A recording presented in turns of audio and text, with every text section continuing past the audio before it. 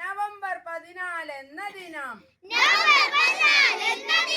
ആ ദിവസത്തിൻ കഥയെന്ത്? ചാച്ചാജിയുടെ ജന്മദിനം. ആരാണെന്നോ ചാച്ചാജി? ആദ്യം ഇന്ത്യ നയിച്ച മഹാൻ. നാടിനു വേണ്ടി പടവെട്ടി ബാപ്പുവിനൊപ്പം പോരാടി. തടവറ കേറി പലവട്ടം നമ്മുടെ നാടിൻ ജവഹർലാൽ. റോസാപ്പൂവോൽ കുട്ടികളെ സ്നേഹിച്ചെന്നും ചാച്ചാജി. കൈ ഉയർത്തി പാടണേ. ജയ് ജയ് ജയ് ജയ് നെഹ്റുജി,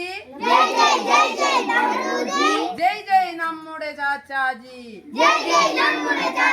നല്ല